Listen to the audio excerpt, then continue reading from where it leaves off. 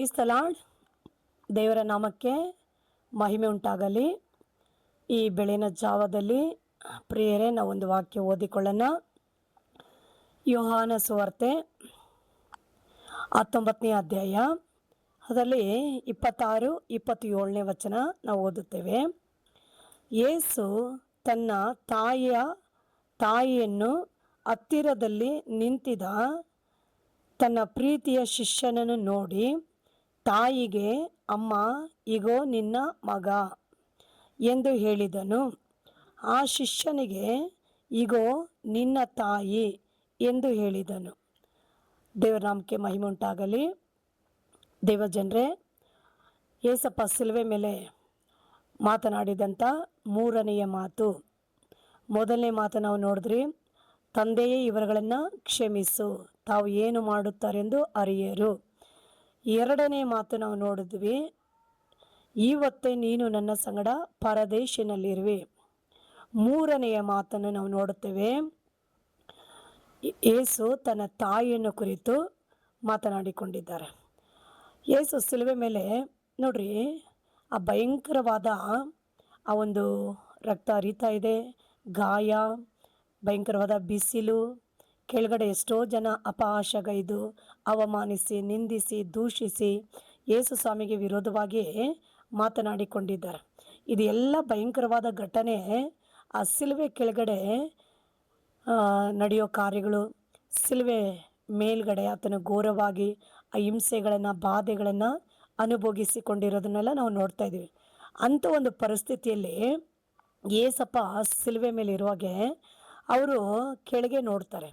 ಕೆಳಗೆ ನೋಡುವಾಗೆ ಮರಿಯ, ಯೇಸುವಿನ ತಾಯಿಯಾದ ಮರಿಯ ಆ ಸಿಲುವೆಯ ಮುಂದೆ ನಿಂತು ಆಕೆ ದುಃಖಿಸಿ ಆ ಒಂದು ಯೇಸುವನ್ನು ನೋಡಿ ಆಕೆ ಅಳ್ತಾ ನಿಂತಿರ್ತಾಳೆ. ಎಷ್ಟು ವೇದನೆ ಅಲ್ವ ತಾಯಿಗೆ.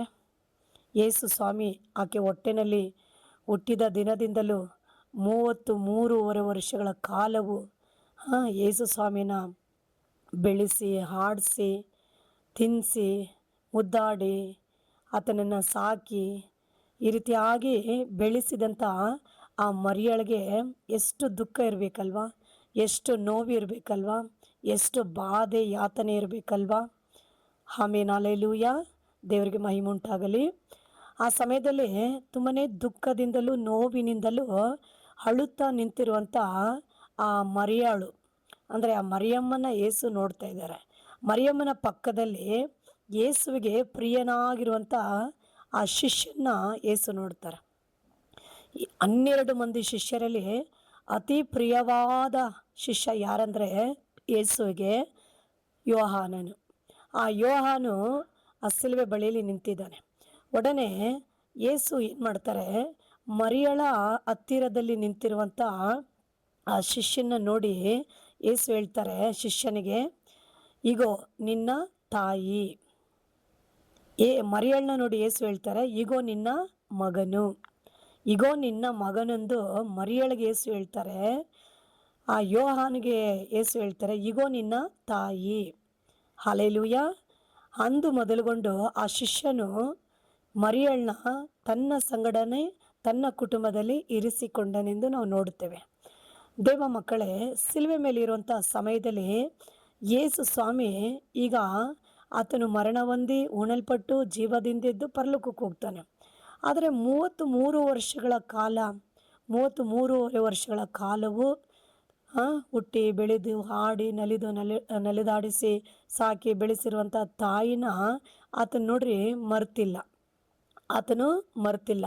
ಆ ಸಿಲುವೆ ಮೇಲೆ ಕೂಡ ತಾಯಿನ ನೆನೆಸಿಕೊಂಡು, ಅಯ್ಯೋ ನಾನು ಹೋದರೆ ನನ್ನ ತಾಯಿನ ನೋಡೋರು ಯಾರು, ನನ್ನ ತಾಯಿಗೆ ಆಧರಣೆ ಯಾರು, ನನ್ನ ತಾಯಿಗೆ ಆಧರಣೆ, ಆಕೆನ ನೋಡಿಕೊಳ್ಳುವಂಥ ಆ ಒಂದು ಕಾರ್ಯ ಯಾರ ಕೈನಲ್ಲಿ ನಾವು ಒಪ್ಪಿಸಿಕೊಡೋಣ ಎಂದು ಯೇಸು ಸಿಲುವೆ ಮೇಲೆ ಆಲೋಚಿಸಿ ಅಲ್ಲಿರುವಂಥ ಎಲ್ಲ ಶಿಷ್ಯರುಗಳಲ್ಲಿ ಆ ಯೋಹಾನನ ನೋಡ್ತಾ ಇದ್ದಾರೆ. ತನಗೆ ಪ್ರಿಯವಾದ ಯೋಹಾನನಿಗೆ ಯೇಸು ಹೇಳ್ತಾರೆ, ಇಗೋ ನಿನ್ನ ತಾಯಿ. ಯಾಕೆ ಯೇಸು ಯೋಹಾನ್ ಕೈನಲ್ಲಿ ತನ್ನ ತಾಯಿನ ಒಪ್ಪಿಸಿಕೊಡಬೇಕು? ಇನ್ನು ಎಷ್ಟೋ ಮಂದಿ ಅಲ್ಲಿ ಶಿಷ್ಯರಿದ್ದಾರಲ್ಲ. ಪ್ರಧಾನ ಶಿಷ್ಯ ಯಾರು? ಪೇತ್ರ, ಅಂದ್ರೆಯ, ಫಿಲಿಪ್ಪು, ಇನ್ನು ಎಷ್ಟೋ ಜನ ಇದ್ದಾರಲ್ಲ. ಅವರೆಲ್ಲರ ಕೈಗಳಲ್ಲಿ ಯೇಸು ತನ್ನ ತಾಯಿನ ಒಪ್ಪಿಸಿಕೊಡದೆ ಯೋಹಾನ ಕೈನಲ್ಲಿ ಮಾತ್ರ ಯಾಕೆ ಯೇಸು ತನ್ನ ತಾಯಿನ ಒಪ್ಪಿಸಿಕೊಡ್ತಾನೆಂದರೆ, ಎಲ್ಲರುಗಳಲ್ಲಿ ಯೇಸುವನ್ನು ಅಧಿಕವಾಗಿ ಪ್ರಾಣಕ್ಕೆ ಪ್ರಾಣವಾಗಿ ಪ್ರೀತಿ ಮಾಡಿದ ಶಿಷ್ಯ ಯಾರಂದರೆ ಯೇಸು. ಯೇಸುವನ್ನು ಅಧಿಕವಾಗಿ ಪ್ರೀತಿಸುತ್ತಾನೆ. ಯೇಸುವಿನ ಎದೆ ಮೇಲೆ ಯಾವಾಗಲೂ ಹೊರಗಿರ್ತಾನೆ. ಯೇಸುವಿನ ಸಂಗಡ ಯಾವಾಗಲೂ ಇರ್ತಾನೆ ಆತನು. ಹಾಗಾಗಿ ಯೇಸುವನ್ನು ಅಧಿಕವಾಗಿ ಪ್ರೀತಿ ಮಾಡಿದವನೇ ಯೋಹಾನನು. ಅದ್ರಿಗೆ ಯೇಸು ಏನು ಮಾಡಿಬಿಟ್ರು, ಯೋಹಾನ ಅಧಿಕವಾಗಿ ನನ್ನನ್ನು ಪ್ರೀತಿಸುವ ಆತನು. ಅವನು ನನ್ನ ಕಟ್ಟಳೆಗಳನ್ನು ಕೈಗೊಂಡು ನಡೆಯುವವನು. ಆತನು ನನ್ನನ್ನು ಹೀಗಾಗಿ ಪ್ರೀತಿ ಮಾಡುವಾಗೆ ನನ್ನ ತಾಯಿಯನ್ನು ಅವನ ಕೈಗಳಲ್ಲಿ ನಾನು ಒಪ್ಪಿಸ್ಕೊಟ್ರೆ, ನನ್ನ ತಾಯಿನ ನನ್ನ ಹಾಗೆ ನನ್ನನ್ನು ಪ್ರೀತಿಸಿದ ಹಾಗೆ ನನ್ನ ತಾಯಿಯನ್ನು ಸಹ ಆತನು ಪ್ರೀತಿಸುತ್ತಾನೆ, ಆದರಿಸುತ್ತಾನೆ. ಆಕೆ ಸಂಪೂರ್ಣ ಜವಾಬ್ದಾರಿಯನ್ನು ಅವನು ನೋಡಿಕೊಳ್ಳುತ್ತಾನೆಂದು ಯೋಹಾನ ಮೇಲೆ ಯೇಸುವಿಗೆ ಬಹಳ ನಂಬಿಕೆ. ಅದಕ್ಕೆ ಯೇಸು ತನ್ನ ತಾಯಿಯನ್ನು ಯಾರ ಕೈಗಳಲ್ಲಿ ಒಪ್ಪಿಸಿಕೊಡದೆ ಯೇಸು ಮರಿಯಳನ್ನ ಯಾರ ಕೈನಲ್ಲಿ ಒಪ್ಪಿಸ್ಕೊಡ್ತಾರೆ ಅಂದರೆ ಯೋಹಾನ ಕೈನಲ್ಲಿ ಒಪ್ಪಿಸ್ಕೊಡ್ತಾರೆ. ಅಂದರೆ ಯೇಸುವಿನ ಅಧಿಕವಾಗಿ ಪ್ರೀತಿಸಿದವನು. ಹಾಗಾಗಿ ನನ್ನ ತಾಯಿನ ಅವನು ಪ್ರೀತಿಸುತ್ತಾನೆ, ನನ್ನ ತಾಯಿನ ಅವನು ಆದರಿಸುತ್ತಾನೆ, ನನ್ನ ತಾಯಿನ ಕಡೆಯವರೆಗೂ ಅವನು ಸರಿಯಾದ ರೀತಿಯಲ್ಲಿ ಒಳ್ಳೆ ರೀತಿಯಲ್ಲಿ ತನ್ನ ತಾಯಿಯಾಗೆ ಅವನು ನೋಡಿಕೊಳ್ಳುತ್ತಾನೆ ಅಂದ್ಬಿಟ್ಟು ಒಂದು ನಂಬಿಕೆ ಯೋಹಾನ ಮೇಲೆ ಯೇಸುವಿಗಿತ್ತು. ಆಮೇನ್, ಹಲ್ಲೆಲೂಯಾ. ಹಾಗಾಗಿ ಯೇಸು ತನ್ನ ತಾಯಿನ ಯೋಹಾನ ಕೈಯಲ್ಲಿ ಒಪ್ಪಿಸ್ಕೊಡ್ತಾರೆ. ಆಮೇನ್, ಹಲ್ಲೆಲೂಯಾ. ಯೇಸು ಒಂದು ವಾಕ್ಯದಲ್ಲಿ ಹೇಳಿದ್ದಾರೆ, ನನ್ನನ್ನು ಪ್ರೀತಿಸುವುದಾದರೆ ನನ್ನ ಕಟ್ಟಳೆಗಳನ್ನು ಕೈಗೊಂಡು ನಡೆಯುವಿರಿ. ಯಾರೆಲ್ಲ ಅಧಿಕವಾಗಿ ಯೇಸುವನ್ನು ಪ್ರೀತಿಸ್ತಾರೋ ಅವರೇ ಯೇಸುವಿನ ಮಾತುಗಳನ್ನು ಅನುಸರಿಸಿ ನಡೆಯಲು ಸಾಧ್ಯ. ಯೇಸುವನ್ನು ಪ್ರೀತಿಸುತ್ತೇನೆ ಎಂದು ಬರೀ ಬಾಯಿ ಮಾತಲ್ಲಿ ಹೇಳ್ತಾರೆ, ಆದರೆ ನಿಜವಾಗ್ಲೂ ಅವರ ಕ್ರಿಯೆಗಳಲ್ಲಿ ಅದು ಕಂಡು ಬರೋದಿಲ್ಲ. ಕಟ್ಟಳೆಗಳನ್ನು ಮೀರ್ತಾರೆ, ಕೈಗೊಳ್ಳೋದಿಲ್ಲ. ಆದರೆ ಯೋಹಾನು ಯೇಸುವನ್ನು ಪ್ರೀತಿಸುತ್ತಾನಂದರೆ ಅವನ ಕ್ರಿಯೆಗಳ ಮೂಲಕವಾಗಿ ಯೇಸುವಿನ ಸಂಗಡ ಇರುವಾಗೆ ಅವನು ಎಷ್ಟಾಗಿ ಯೇಸುವನ್ನು ಪ್ರೀತಿಸಿ ಯೇಸುವಿನ ಮೇಲೆ ಎದೆಯಲ್ಲಿ ಒರಗಿಕೊಂಡಿದ್ದ ಎಂದು ನಾವು ನೋಡ್ತೀವಿ ವಾಕ್ಯದಲ್ಲಿ. ಹಾಗಾಗಿ ಯೇಸು ಯೋಹಾನನ ನಂಬಿ ತನ್ನ ತಾಯಿನ ಆಕೆಯ ಜವಾಬ್ದಾರಿಗಳನ್ನು ನೋಡಿಕೊಳ್ಳೋದನ್ನು ತನ್ನ ಶಿಷ್ಯನ ಕೈನಲ್ಲಿ ಯೇಸು ಒಪ್ಪಿಸಿಕೊಡುತ್ತಾನೆ. ನೋಡ್ರಿ, ಆ ಸಿಲುವೆ ಮೇಲೆ ಇರೋಗ್ಲಿ ಯೇಸು ತನ್ನ ತಾಯಿನ ಮರೆತಿಲ್ಲ. ಅನೇಕರು ಈ ಕಾಲದಲ್ಲಿ ಈ ದಿನಗಳಲ್ಲಿ ನೋಡುವಾಗೆ ತಂದೆ ತಾಯಿಗಳನ್ನು ಏನು ಮಾಡ್ತಾರೆ, ಹೊಡಿತಾರೆ, ಬೈತಾರೆ, ವಿರೋಧಿಸ್ತಾರೆ, ದೂಷಿಸ್ತಾರೆ. ಆಹಾರ ಕೊಡದೆ, ಮನೆಯಲ್ಲಿ ಇರಿಸಿಕೊಳ್ಳದೆ ಹೊರಗಾಗ್ತಾರೆ, ಬೈತಾರೆ, ಅವರನ್ನು ದುಃಖಪಡಿಸಿ ವೇದನೆ ಪಡಿಸ್ತಾರೆ. ಅದು ಎಷ್ಟೊಂದು ದೊಡ್ಡ ಪಾಪ ಅಲ್ವಾ? ಯೇಸು ಹಾಗಾಗಿ ಆತನು ಮಾಡಲೇ ಇಲ್ಲ. ಯೇಸು ತನ್ನ ತಾಯಿನ ಅಧಿಕವಾಗಿ ಪ್ರೀತಿಸಿದ ದೇವನು. ಯೇಸು ತನ್ನ ಎಲ್ಲ ಜವಾಬ್ದಾರಿಯನ್ನು ಮರೆತು ಹೋಗದೆ ತಾಯಿಗೆ ಮಾಡಬೇಕಾದ ಎಲ್ಲ ಕರ್ತವ್ಯವನ್ನು ಆತನು ಮಾಡಿದನು. ಈ ದಿನಗಳಲ್ಲಿ ನೋಡುವಾಗೆ ಆ ರೀತಿಯಾಗಿ ನಾವು ಸಹ ಏನು ಮಾಡಬೇಕು, ತನ್ನ ತಂದೆ ತಾಯಿಗಳನ್ನು ಸನ್ಮಾನಿಸುವರಾಗಿ, ಪ್ರೀತಿಸುವರಾಗಿ, ಆದರಿಸುವರಾಗಿ, ಅವರ ಸಕಲ ಸೈಕಾರಗಳನ್ನು ನೋಡುವರಾಗಿ, ಅವರಿಗೆ ಗೌರವವನ್ನು ಸಲ್ಲಿಸುವರಾಗಿ, ಅವರ ವಯಸ್ಸಾದ ಕಾಲದಲ್ಲಿ ಅವರ ಜವಾಬ್ದಾರಿಗಳನ್ನು ಒತ್ತುಕೊಳ್ಳುವರಾಗಿ ನಾವು ಜೀವಿಸಬೇಕು. ಇದು ಒಂದು ದೇವರ ಕಟ್ಟಳೆ. ದೇವರು ಮೋಶೆ ಕಾಲದಲ್ಲಿ 10 ಕಟ್ಟಳೆ ಕೊಟ್ಟರು. 10 ಕಟ್ಟಳೆಯಲ್ಲಿ ಒಂದು ಕಟ್ಟಳೆ ಏನು ಗೊತ್ತಾ? ನಿನ್ನ ತಂದೆ ತಾಯಿಗಳನ್ನು ಸನ್ಮಾನಿಸು. ನಿನ್ನ ತಂದೆ ತಾಯಿಗಳನ್ನ ಸನ್ಮಾನಿಸು. ನಿನ್ನ ತಂದೆ ತಾಯಿಗಳನ್ನ ಸನ್ಮಾನಿಸಿದರೆ ಭೂಮಿ ಮೇಲೆ ಬಹುಕಾಲ ಬದುಕುವೆಂದು ವಿಮೋಚನೆ ಕಂಡ 20:12 ವಚನದಲ್ಲಿ ದೇವರು ಮೋಶೆ ಮೂಲಕವಾಗಿ ಕೊಟ್ಟಂಥ ಕಟ್ಟಳೆ. ಇವತ್ತು ಆ ಕಟ್ಟಳೆಯನ್ನು ದೇವ ಜನಾಂಗಗಳು ಅದನ್ನು ಅನುಸರಿಸಬೇಕು. ತಂದೆ ತಾಯಿಗಳನ್ನು ಒಡೆಯುವುದು ಪಾಪ, ಅವನ್ನ ಹೊರಗೆ ಹಾಕೋದು ಬಹಳ ದೊಡ್ಡ ತಪ್ಪು. ಇವತ್ತು ತಂದೆ ತಾಯಿಗಳನ್ನು ಪ್ರೀತಿಸುವವರು, ಗೌರವಿಸುವರು, ಆದರಿಸುವರು ಬಹಳ ಮಂದಿ ಕಡಿಮೆ ಆಗ್ಬಿಟ್ಟಿದ್ದಾರೆ. ಎಲ್ಲೋ ಅಲ್ಲಿ ಇಲ್ಲಿ ಒಂದೊಂದು ಕಾರ್ಯಗಳಿರ್ತಾವೆ ಅಷ್ಟೇ. ಹಲ್ಲೆಲೂಯಾ. ಈ ಕೊನೆ ಕಾಲದಲ್ಲಿ ಆ ರೀತಿಯಾಗಿ ಯಾರೊಬ್ಬರು ತಂದೆ ತಾಯಿಗಳನ್ನು ವಿರೋಧಿಸಬಾರದು, ದೂಷಿಸಬಾರದು, ಅವಮಾನಿಸಬಾರದು, ಅವ್ರುಗಳನ್ನು ಹೊಡಿಬಾರ್ದು, ಬೈಬಾರ್ದು, ಹೊರಗೆ ಹಾಕಬಾರ್ದು. ಯಾಕಂದ್ರೆ ನಾವು ಆ ಥರ ಮಾಡಿದ್ರೆ ದೇವ್ರ ಕಟ್ಟಲೆ ಮೀರ್ದಂಗೆ ಆಗುತ್ತೆ. ಆಮೇಲೆ ಹಲ್ಲೆಲೂಯಾ. ಜ್ಞಾನೋಕ್ತಿ 6:6 20ನೇ ವಚನ ಏನು ಹೇಳುತ್ತಂದರೆ, ಕಂದ ತಂದೆಯ ಆಜ್ಞೆಯನ್ನು ಕೈಗೊಳ್ಳು, ತಾಯಿಯ ಉಪದೇಶವನ್ನು ಬಿಡಬೇಡ. ಕಂದ ತಂದೆಯ ಆಜ್ಞೆನ ಕೈಗೊಳ್ಳು, ತಾಯಿಯ ಉಪದೇಶವನ್ನು ಬಿಡಬೇಡ. ಆಗ ತಂದೆ ಹೇಳುವಂಥ ಆಜ್ಞೆಗಳನ್ನು ಕೈಗೊಂಡು ದೇವ ಮಕ್ಕಳು ನಡೆದುಕೊಳ್ಳಬೇಕು. ಇದನ್ನು ನೋಡುವಂಥ ಎಲ್ಲ ಜನರು ತಂದೆ ಹೇಳುವಂಥ ಮಾತುಗಳಿಗೆ ವಿಧೇಯರಾಗಿ ಅದನ್ನು ಅನುಸರಿಸಬೇಕು. ಮತ್ತೊಂದು ಕಡೆ ತಾಯಿಯ ಉಪದೇಶಗಳನ್ನು ನಾವು ಕೇಳುವಾಗೆ ಅವುಗಳನ್ನು ಅಲಕ್ಷ್ಯ ಮಾಡದೆ ಅವುಗಳನ್ನು ನಾವು ಅನುಸರಿಸಿ ನಾವು ನಡೆದುಕೊಳ್ಳುವರಾಗಿರಬೇಕು. ಯಾಕಂದರೆ ದೇವರ ವಾಕ್ಯ ಹಾಗೆ ಹೇಳುತ್ತಲ್ವಾ, ಅದು ಹೇಳಿದವನು ಯಾರು? ದೇವರು. ಆ ದೇವರ ಮಾತುಗಳನ್ನ ನಾವು ಅನುಸರಿಸಿದರೆ ಆಮೇನ್ ಅಲ್ಲೆಲೂಯ, ಅವರ ಜೀವಿತದಲ್ಲಿ ಅವರು ನಿಜವಾಗ್ಲೂ ದೇವರನ್ನ ಪ್ರೀತಿಸುವರಾಗಿರ್ತಾರೆ, ದೇವರನ್ನ ಮಹಿಮೆ ಪಡಿಸುವರಾಗಿರ್ತಾರೆ. ಈ ರೀತಿಯಾಗಿ ಕಟ್ಟಳೆಗಳನ್ನ ನಾವು ಕೈಗೊಂಡರೆ ಈ ದಿನಗಳಲ್ಲಿ ದೇವ ಮಕ್ಕಳೇ, ತಂದೆ ತಾಯಿಗಳನ್ನು ಪ್ರೀತಿಸಿರಿ, ಅವರಿಗೆ ವಿಧೇಯತೆ ತೋರಿಸ್ರಿ, ಅವರನ್ನು ಗೌರವಿಸಿರಿ, ಅವರನ್ನ ಸನ್ಮಾನಿಸಿರಿ. ಈ ರೀತಿಯಾಗಿ ನೀವು ಮಾಡುವುದಾದರೆ ಆಮೇನ್ ಹಲ್ಲೆಲೂಯ, ನಿಮ್ಮ ಮಕ್ಕಳು ನಿಮಗೆ ಅದಕ್ಕಿಂತ ಹೆಚ್ಚಾಗಿ ನಿಮ್ಮನ್ನು ಗೌರವಿಸಿ ಅಲ್ವಾ, ಘನಪಡಿಸಿ ಸನ್ಮಾನಿಸಿ ನಿಮ್ಮನ್ನು ಆಧರಿಸಿ ವಯಸ್ಸಾದ ಕಾಲದಲ್ಲಿ ನಿಮ್ಮ ಕಾರ್ಯಗಳಲ್ಲಿ ಅವರು ಎಲ್ಲ ಜವಾಬ್ದಾರಿಗಳನ್ನು ಹೊತ್ತುಕೊಳ್ಳುವರಾಗಿರ್ತಾರೆ. ಹಾಗಾಗಿ ತಂದೆ ತಾಯಿಗಳನ್ನು ಪ್ರೀತಿಸಿರಿ, ತಂದೆ ತಾಯಿಗಳನ್ನು ಗೌರವಿಸಿರಿ. ತಂದೆ ತಾಯಿಗಳನ್ನು ನೀವು ಗೌರವದಿಂದ ಎಲ್ಲವನ್ನು ನೀವು ಮಾಡಿದ್ರೆ ದೇವರು ಅದರ ಮೂಲಕವಾಗಿ ವಯಸ್ಸಾದ ಕಾಲದಲ್ಲಿ ನಿಮಗೂ ಸಹ ಆ ಒಂದು ಗೌರವವನ್ನು, ಆ ಒಂದು ಘನತೆಯನ್ನು, ಆ ಸನ್ಮಾನಗಳನ್ನು ನಿಮ್ಮ ಮಕ್ಕಳ ಮೂಲಕವಾಗಿ, ಮೊಮ್ಮಕ್ಕಳ ಮೂಲಕವಾಗಿ ಕರ್ತನು ತಲೆಮಾರುಗಳವರೆಗೂ ಆ ಆಶೀರ್ವಾದ ಶುಭಗಳನ್ನು ನಿಮ್ಮ ಮೇಲೆ ಇಳಿದು ಬರುವಾಗೆ ದೇವನ್ ಮಾಡ್ತಾನೆ. ವೇದದಲ್ಲಿ ಅಬ್ರಹಾಮನಿಗೆ ಇಸಾಕ್ ಎಂಬ ಮಗ ಇದ್ದ. ಇಸಾಕ ತಂದೆಗೆ ಎಲ್ಲ ಸಮಯದಲ್ಲಿ ವಿಧೇಯನಾಗಿದ್ದ, ತಾಯಿನ ಅಧಿಕವಾಗಿ ಪ್ರೀತಿಸುವನಾಗಿದ್ದ. ದಾವೀದನು ಅಧಿಕವಾಗಿ ತಂದೆಗೆ ವಿಧೇಯನಾಗಿದ್ದ, ತಾಯಿಯನ್ನು ಕೂಡ ಪ್ರೀತಿಸುವನಾಗಿದ್ದ. ಈ ರೀತಿಯಾಗಿ ನಾವು ಸತ್ಯವೇದದಲ್ಲಿ ನೋಡ್ತೀವಿ, ಅನೇಕ ಭಕ್ತರುಗಳು ತಂದೆ ತಾಯಿಗಳಿಗೆ ವಿಧೇಯರಾಗಿದ್ದರು, ತಂದೆ ತಾಯಿಗಳನ್ನು ಗೌರವಿಸುವರಾಗಿದ್ದರು, ಅವರುಗಳನ್ನು ಪ್ರೀತಿಸುವರಾಗಿದ್ದರು. ಹಾಗೆ ಅವರು ಇರುವುದರಿಂದಲೇ ಅವರ ತಂದೆ ತಾಯಿಗಳ ಆಶೀರ್ವಾದಗಳು ಆ ಮಕ್ಕಳ ಮೇಲೆ ಅನೇಕ ತಲೆಮಾರುಗಳವರೆಗೂ ಇಳಿದು ಬಂದಿದ್ದಾವೆ. ಇವತ್ತು ದೇವರನ್ನ ನಂಬಿರೋರು, ದೇವರ ಕಟ್ಟಳೆಗಳನ್ನು, ವಾಕ್ಯಗಳನ್ನು ಕೇಳುವರು, ಕೈಗೊಳ್ಳುವರು ಅಲ್ವಾ, ಸತ್ಯವೇದ ಓದುವರು ಎಲ್ಲ ದೇವ ಜನರು ತಂದೆ ತಾಯಿಗಳನ್ನು ನೀವು ಇದೇ ರೀತಿಯಾಗಿ ಏನು ಮಾಡಬೇಕು? ಪ್ರೀತಿಸಿ, ಗೌರವಿಸಿ, ಸನ್ಮಾನಿಸಿ ಅವರುಗಳನ್ನು ನೀವು ಅವರೆಲ್ಲ ರೀತಿ ಜವಾಬ್ದಾರಿಗಳನ್ನು ನೀವು ಹೊತ್ತುಕೊಳ್ಳುವುದಾದರೆ ಅದು ದೇವರ ಕಟ್ಟಳೆ, ನೀವು ಅನುಸರಿಸ್ತಾ ಇದ್ದೀರಾ, ದೇವರನ್ನ ನೀವು ಪ್ರೀತಿಸ್ತೀರ ಅನ್ನೋದು ಅರ್ಥ ಆಗ್ಬಿಡುತ್ತೆ. ಇದರ ಮೂಲಕವಾಗಿ ಭೂಮಿಯ ಮೇಲೆ ನೀವುಗಳು ಬಹುಕಾಲ ಬದುಕುವಿರೆಂದು ದೇವರ ವಾಕ್ಯ ಬರೆಯಲ್ಪಟ್ಟಿದೆ. ಅನೇಕರು ಅಲ್ವಾ ಒಂದು ಕಾಲದವರೆಗೂ ಚೆನ್ನಾಗಿರ್ತಾರೆ, ಅದೇ ಮದುವೆ ಆದಮೇಲೆ ಕೂಡ ಏನು ಮಾಡ್ತಾರೆ, ಕೆಲವರು ಹೆಂಡತಿ ಮಾತನ್ನ ಕೇಳಿ ತಂದೆ ತಾಯಿಗಳನ್ನ ಅಲ್ವಾ ವೃದ್ಧಾಶ್ರಮಗಳಿಗೆ ಕಳಿಸ್ಬಿಡ್ತಾರೆ, ಇಲ್ಲಾಂದರೆ ಮನೆ ಬಿಟ್ಟು ಹೊರಗಾಗ್ತಾರೆ, ಇಲ್ಲಾಂದರೆ ಮನೆಗಳನ್ನ ಬಿಟ್ಟು ಹೋಗಿ ಬೇರೆ ಮನೆಗಳನ್ನ ಮಾಡಿಕೊಂಡು ಅಲ್ವಾ ಎಷ್ಟು ದುಃಖ ಕಣ್ಣೀರನ್ನ ತಂದೆ ತಾಯಿಗಳಿಗೆ ಕೊಡುವರಾಗಿರ್ತಾರೆ. ನೋಡ್ರಿ, ಅದೆಲ್ಲ ಬಹಳ ದೊಡ್ಡ ತಪ್ಪಾಗುತ್ತೆ, ಪಾಪ ಆಗುತ್ತೆ. ಆ ರೀತಿ ಮಾಡುವುದಾದರೆ ಅದು ನಿಮ್ಮ ತಲೆಮಾರುಗಳವರೆಗೂ ದೇವ ಕೋಪವೂ ಇರುತ್ತೆ, ಶಾಪವೂ ಇರುತ್ತೆ. ಹಾಗಾಗಿ ಯಾರು ಮಾಡೋಕ್ಕೆ ಹೋಗಬೇಡಿ.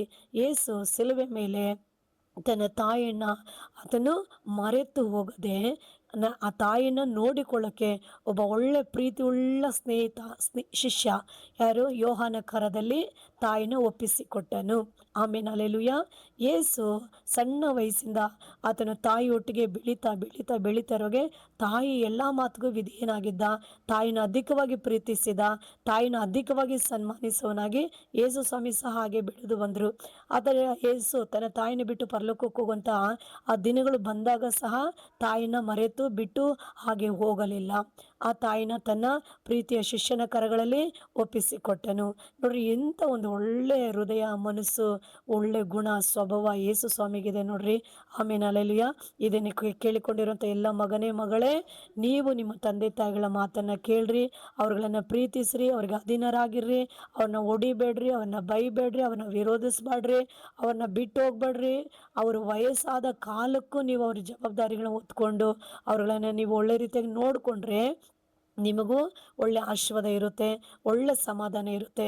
ದೇವರು ನಿಮ್ಮನ್ನು ಅಧಿಕವಾಗಿ ಆಶೀರ್ವದಿಸ್ತಾನೆ. ಆಮೇಲೆ ಹಲ್ಲೆಲೂಯಾ. ಮತ್ತು ಯೇಸು ಸ್ವಾಮಿ ನೋಡ್ರಿ ಅಲ್ವಾ, ಶಿಷ್ಯನ ಅಧಿಕವಾಗಿ ನಂಬಿದ್ರು. ಯಾಕೆ ಹೇಳ್ರಿ? ಇವತ್ತು ನಾವು ಅಧಿಕವಾಗಿ ಯಾರನ್ನ ನಂಬೋಕ್ಕಾಗುತ್ತೆ ಅಲ್ವಾ? ಬರೀ ಪ್ರೀತಿ ಮಾತಲ್ಲಿ ಮಾತ್ರ ತೋರಿಸ್ತಾರೆ, ಕ್ರಿಯೆಗಳಲ್ಲಿ ತೋರಿಸೋದಿಲ್ಲ. ಒಳ್ಳೆ ಸ್ನೇಹಿತ ಬಂದು ಪ್ರಾಣಕ್ಕೆ ಪ್ರಾಣ ಕೊಡುವ ಸ್ನೇಹಿತನಾಗಿರಬೇಕು. ಒಂದು ಕಡೆ ದೇವರನ್ನ ಅಧಿಕವಾಗಿ ಪ್ರೀತಿಸುವನಾಗಿರಬೇಕು. ಅದೇ ರೀತಿಯಾಗಿ ಸಭೆಗಳಲ್ಲಿ, ಕುಟುಂಬಗಳಲ್ಲಿ ಅಲ್ವಾ, ಒಂದು ಒಳ್ಳೆ ಕಾರ್ಯಗಳನ್ನು ಏನು ಮಾಡಬೇಕು, ಬರೀ ಪ್ರೀತಿ ಮಾತಲ್ಲಿ ಇರಬಾರ್ದು. ಆ ಪ್ರೀತಿ ಕ್ರಿಯೆಗಳಲ್ಲಿ, ಕೃತ್ಯಗಳಲ್ಲಿ ತೋರಿಸಿದರೆ ಅವರುಗಳ ಮೇಲೆ ನಮಗೆ ಬಹಳ ವಿಶ್ವಾಸ, ನಂಬಿಕೆ ಬರುತ್ತೆ. ಆಗ ಅನೇಕ ಜವಾಬ್ದಾರಿಗಳನ್ನು ಅವರ ಕರಗಳಲ್ಲಿ ಸಭೆಗಳು ಒಪ್ಪಿಸ್ಕೊಡ್ತವೆ, ಕುಟುಂಬಗಳು ಒಪ್ಪಿಸ್ಕೊಡ್ತವೆ. ಕೆಲಸ ಮಾಡೋ ಸ್ಥಳಗಳಲ್ಲಿ ಆ ಸ್ಥಾನಮಾನಗಳನ್ನ ಅವರಿಗೆ ಒಪ್ಪಿಸಿಕೊಡಲು ಅವರ ಮೇಲೆ ಅಧಿಕಾರಿಗಳಿಂದಲೂ ಸಾಧ್ಯ ಆಗುತ್ತೆ. ಅನೇಕರು ಕ್ರಿಯೆಗಳಲ್ಲಿ ಪ್ರೀತಿನ ತೋರಿಸೋದಿಲ್ಲ. ಅನೇಕರಿಗೆ ಕೋಪ ಇರುತ್ತೆ ಅಲ್ವಾ. ನಾನು ಯಾಕೆ ಇವ್ರ ಮಾತು ಕೇಳಬೇಕು, ನಾನು ಯಾಕೆ ಇವ್ರಿಗೆ ತಲೆ ಬಾಗಬೇಕು, ನಾನು ಯಾಕೆ ಇವ್ರು ಹೇಳೋದನ್ನು ಅನುಸರಿಸಬೇಕು ಅಲ್ವಾ, ಹಾಗೆ ಎಂದು ಅನೇಕರು ಸಭೆಗಳಲ್ಲಿ ಅವಿದ್ಯರಾಗಿ ನಡೆದುಕೊಳ್ತಾರೆ. ಅವರ ಪ್ರೀತಿ ಬರೀ ಮಾತಲ್ಲಿ ಇರುತ್ತೆ. ಹಾಗಾಗಿ ಅವ್ರಿಗೆ ಯಾವ ಸ್ಥಾನಮಾನಗಳನ್ನ ಒಪ್ಪಿಸಿ ಕೊಡೋಕ್ಕೆ ಮನಸ್ಸು ಬರೋದಿಲ್ಲ. ಕಾರಣ ಏನು, ಇವ್ರು ಈ ಥರ ಮಾಡ್ತಾರಲ್ಲಪ್ಪ, ಇದೆಲ್ಲ ಒಪ್ಪಿಸ್ಕೊಟ್ರೆ ಇವ್ರು ಸರಿಯಾಗಿ ಕಾರ್ಯಗಳನ್ನ ಮಾಡ್ತಾರಾ ಇಲ್ಲ ಅಲ್ವಾ, ತಪ್ಪಾಗ್ಬಿಡುತ್ತೆ, ಇದು ಬಹಳ ಒಂದು ತಪ್ಪಾಗಿ ಕೆಟ್ಟದಾಗಿ ಹೋಗ್ಬಿಡುತ್ತೆ ಅಂದ್ಬಿಟ್ಟು ಆ ಜವಾಬ್ದಾರಿಗಳನ್ನ ಒಪ್ಪಿಸ್ಕೊಡೋಕ್ಕೆ ಸಭೆಗಳಲ್ಲಿ ಮುಂದಾಗೋಕ್ಕೆ ಸಾಧ್ಯ ಆಗೋದಿಲ್ಲ. ಕುಟುಂಬಗಳಲ್ಲಿ ಸಹ ಕೂಡ ಪ್ರೀತಿನ ಏನು ಮಾಡ್ತಾರೆ, ಬರೀ ಮಾತಲ್ಲಿ ತೋರಿಸ್ತಾರೆ, ಕ್ರಿಯೆಗಳಲ್ಲಿ ತೋರಿಸಲ್ಲ. ಹಾಗಾಗಿ ಕುಟುಂಬಗಳಲ್ಲಿ ಅವ್ರಿಗೆ ಯಾವ ಜವಾಬ್ದಾರಿಗಳನ್ನು ಸಹ ಒಪ್ಪಿಸಿಕೊಡಲು ಆಗೋದಿಲ್ಲ. ಯಾಕಂದರೆ ಇವ್ರು ಏನು ಮಾಡೋದಿಲ್ಲ ಅಲ್ವಾ, ಸುಮ್ಮನೆ ಮಾತಾಡ್ತಾರೆ, ಅದರ ಕ್ರಿಯೆಗಳಲ್ಲಿ ಏನಿಲ್ಲ ಅಂದ್ಬಿಟ್ಟು ಅವ್ರಿಗೂ ಕುಟುಂಬಗಳಲ್ಲಿ ಯಾವ ರೀತಿಯಾಗಿ ಸ್ಥಾನ ಜವಾಬ್ದಾರಿಗಳನ್ನು ಕೊಡೋಕ್ಕೆ ತಂದೆ ತಾಯಿಗಳು ಅಥವಾ ಅವ್ರಿಗೆ ದೊಡ್ಡವರಿಂದಲೂ ಸಾಧ್ಯ ಆಗೋದಿಲ್ಲ. ಕೆಲಸ ಮಾಡೋ ಸ್ಥಳಗಳಲ್ಲಿ ಸಹ ಅವರುಗಳು ಬರೀ ಒಂದು ಮಾತು ಅಷ್ಟೇ, ಆ ಪ್ರೀತಿ ಮಾತು ಅಷ್ಟೇ, ಅದು ಕ್ರಿಯೆಗಳಲ್ಲಿ ಅವರು ತೋರ್ಸೋಕ್ಕೆ ಮುಂದಾಗೋದಿಲ್ಲ. ಹಾಗಾಗಿ ಕೆಲಸ ಮಾಡೋ ಸ್ಥಳದಲ್ಲಿ ಯಾವೊಂದು ಸ್ಥಾನ ಜವಾಬ್ದಾರಿಗಳನ್ನು ಕೂಡ ಅವ್ರಿಗೆ ಒಪ್ಪಿಸಿಕೊಡಲು ಹಿಂದೆ ಮುಂದೆ ನೋಡಬೇಕಾಗುತ್ತೆ. ಯಾಕಂದರೆ ಇವರು ಇವಾಗಲೇ ಹಿಂಗೆ ಮಾತಾಡ್ತಾರೆ, ಇವಾಗಲೇ ಹಿಂಗೆ ನಡ್ಕೊಳ್ತಾರೆ, ಇವಾಗಲೇ ಇಷ್ಟೊಂದು ಅವಿಧೇಯರಾಗಿರ್ತಾರೆ, ಎದುರು ನಿಂತು ಉತ್ತರ ಕೊಡ್ತಾರೆ, ಇವ್ರನ್ನ ನಂಬಿಟ್ರೆ ಇವ್ರು ಏನಪ್ಪ ಮಾಡ್ತಾರೆ, ಆಮೇಲೆ ಮೋಸ ಮಾಡಿಬಿಡ್ತಾರಲ್ವಾ, ಆಮೇಲೆ ಎಲ್ಲ ತಪ್ಪಾಗಿ ಹೋಗ್ಬಿಡುತ್ತೆ ಅಂದ್ಬಿಟ್ಟು ಅನೇಕರಿಗೆ ಭಯ ಆಗ್ಬಿಡುತ್ತೆ, ಮುಂದೆ ಬರಲ್ಲ, ಜವಾಬ್ದಾರಿಗಳನ್ನ ಒಪ್ಸ್ಕೊಳ್ಳೋಕೆ ಮುಂದೆ ಬರೋದಿಲ್ಲ. ನೋಡ್ರಿ, ಯೇಸು ತನ್ನ ತಾಯಿಯನ್ನ ಯೋಹಾನ ಕೈನಲ್ಲಿ ಯಾಕೆ ಒಪ್ಪಿಸ್ಕೊಟ್ರು?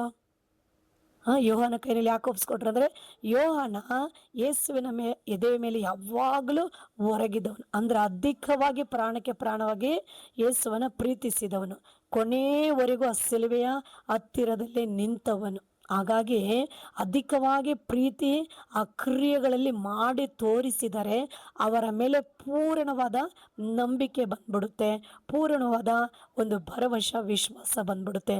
ಹಾಗಾಗಿ ಅವರ ಕರಗಳಲ್ಲಿ ಸಕಲವನ್ನು ಒಪ್ಪಿಸಿಕೊಡೋಕ್ಕೆ ಹಿಂದೆ ಮುಂದೆ ನೋಡದೆ, ಅವರು ಒಳ್ಳೆ ವ್ಯಕ್ತಿ, ಹೇಳೋ ಕಾರ್ಯನ ಮಾಡಿ ಮುಗಿಸ್ತಾರೆ, ಅವರು ಎಲ್ಲ ಕಾರ್ಯಗಳನ್ನು ಅವರಿಂದ ಸಾಧ್ಯ ಆಗುತ್ತೆ, ಅವರಲ್ಲಿ ಅವಿಧೇಯತೆ ಇದೆ, ಅವರೆಲ್ಲ ಪ್ರೀತಿ ಇದೆ, ತಾಳ್ಮೆ ಇದೆ, ತಗ್ಗಿಸ್ಕೊಳ್ತಾರೆ, ಅವ್ರು ಹೇಳಿದ್ರೆ ಮಾಡಿ ಮುಗಿಸ್ತಾರೆ ಅನ್ನೋದು ಒಂದು ವಿಶ್ವಾಸ ಇವರಲ್ಲಿ ಇರುವಾಗೆ ಅವ್ರಗಳ ಮೇಲೆ ಆ ನಂಬಿಕೆನ ಇಟ್ಟು ಆ ಜವಾಬ್ದಾರಿಗಳನ್ನು ಕೊಡೋರಾಗಿರ್ತಾರೆ. ನೋಡಿದ್ರೆ ಯೇಸು ಸ್ವಾಮಿ ತನ್ನ ತಾಯಿಯ ಜವಾಬ್ದಾರಿಯನ್ನು ಪ್ರೀತಿ ಶಿಷ್ಯನ ಕೈಯಲ್ಲಿ ಒಪ್ಪಿಸ್ಕೊಟ್ರು. ಅದೇ ರೀತಿಯಾಗಿ ನೀವು ಸಭೆಗಳಲ್ಲಿ ನಿಮ್ಮ ಪ್ರೀತಿನ ಕ್ರಿಯೆಗಳಲ್ಲಿ ಕೃತ್ಯಗಳಲ್ಲಿ ತೋರಿಸ್ರಿ, ನಿಮ್ಮ ಕುಟುಂಬಗಳಲ್ಲಿ ನಿಮ್ಮ ಪ್ರೀತಿ ಆ ಕ್ರಿಯೆಗಳಲ್ಲಿ ಕೃತ್ಯಗಳಲ್ಲಿ ಕುಟುಂಬಗಳಲ್ಲಿ ತೋರಿಸ್ರಿ. ಕೆಲಸ ಮಾಡುವ ಎಲ್ಲ ಸ್ಥಳಗಳಲ್ಲಿ ಆ ಪ್ರೀತಿಯನ್ನು ಕ್ರಿಯೆ ಕೃತ್ಯಗಳಲ್ಲಿ ನೀವು ತೋರಿಸ್ರಿ. ಆಗ ಜನಾಂಗಗಳು ನಿಮ್ಮ ಮೇಲೆ ವಿಶ್ವಾಸ ಇಡ್ತಾರೆ, ಭರವಸೆ ಇಡ್ತಾರೆ, ನಿಮ್ಗೆ ಅನೇಕ ಜವಾಬ್ದಾರಿಗಳನ್ನು ವಹಿಸ್ಕೊಡ್ತಾರೆ. ದೇವರು ಸಹ ನಿಮ್ಮನ್ನು ನಂಬಿ ಅಭಿಷೇಕ, ವರಗಳನ್ನು, ದರ್ಶನಗಳನ್ನು ಅಲ್ವಾ, ದೇವರ ಮಹಿಮೆ ಬಲಗಳನ್ನು, ಅನೇಕ ಸೇವೆ ಕಾರ್ಯಗಳನ್ನು ಯೇಸು ಸಹ ನಿಮ್ಮನ್ನು ನಂಬಿ ನಿಮಗೆ ಅನೇಕ ಸೇವೆ ಜವಾಬ್ದಾರಿಗಳನ್ನು ಅವರು ಒಪ್ಪಿಸಿಕೊಡುವಂಥ ದೇವರಾಗಿದ್ದಾರೆ. ಹೀಗಾಗಿ ಈ ವಾಕ್ಯಗಳನ್ನು ಕೇಳುವಂಥ ಎಲ್ಲ ಜನರೇ, ದೇವರು ನಿಮ್ಮನ್ನು ಆಶೀರ್ವದಿಸಲಿ. ಸಣ್ಣ ಪ್ರಾರ್ಥನೆ ಮಾಡೋಣ. ಸರ್ವಶಕ್ತನಾಗಿರೋ ನನ್ನ ದೇವರೇ, ಅಪ್ಪ, ನೀನು ನಂಬಿಗೋಸ್ಕರೆಂದು ನೋಡಿ ಅವ್ರುಗಳನ್ನು ಆರಿಸಿಕೊಳ್ಳುವ ದೇವರಾಗಿರ್ತೀಯಪ್ಪ.